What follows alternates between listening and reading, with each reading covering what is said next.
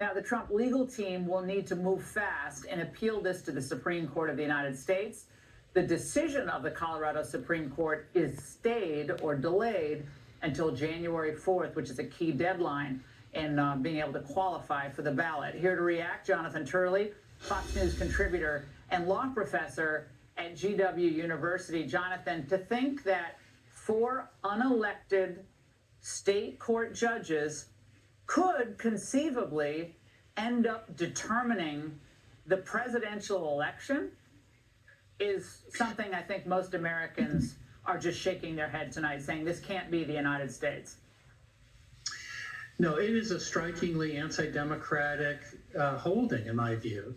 The court literally faced a series of interpretive barriers to get to where it ended up.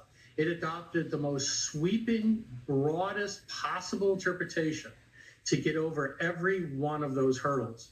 So throughout this opinion, it had to adopt interpretations that could encompass a wide array of statements. You know, they used what's called true threat precedent to show that you can view what Trump said as encouraging an insurrection by looking at stuff that he said at other times. And that, of course, allowed them to reach this conclusion. In my view, the court is dead wrong.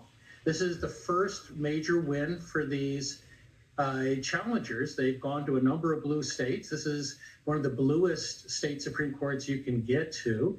Even with that, it's split. I think the opinion is really chilling, and I think that the Supreme Court will make fast work of this theory. I hope it does. But I think this court, did great damage to its own integrity with this opinion. And there have been other rulings in other state Supreme Courts, correct? Or federal courts that have come to the opposite conclusion here. So this is an outlier, which, again, because of what's at stake, it's going to have to be expedited to the Supreme Court. Yeah, when you read this opinion, the one thing that keeps on recurring in your mind is, where's the limiting principle here? What would not satisfy this test? And each one of these barriers, the court could have adopted a fairly moderate or more narrow approach, but it didn't. And so on every one of these issues, it really took out all the fail-safes and went to the broadest possible meaning. Well, that means that states could engage in a tit-for-tat type of series of decisions. You know, you could have red states blocking Biden on some ballots and blue states blocking Trump. And the way this is viewed by the public is really quite horrific. You know, they view President Biden on the ropes, and the ref just called the match. Well, just so everyone understands this tonight, essentially, the state Supreme Court of Colorado concluded that the former president is guilty of a federal crime that he's never been charged with, which is insurrection or rebellion, for which he could have been impeached as president, but he has not been charged with that. That's never been adjudicated. So with that, could Republicans, to your point, say, well, by undermining U.S. sovereignty, by leaving the border open, President Biden is trying to undermine the U.S. Constitution. It's tantamount to an insurrection. It's a broad view. But he's going to have to be taken off the ballot of, name your red state.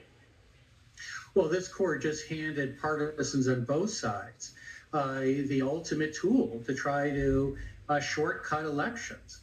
And it's very, very dangerous. I mean, this country is a powder keg, and this court is just throwing matches at it. And I think that it's a real mistake, but I think that they're wrong on the law.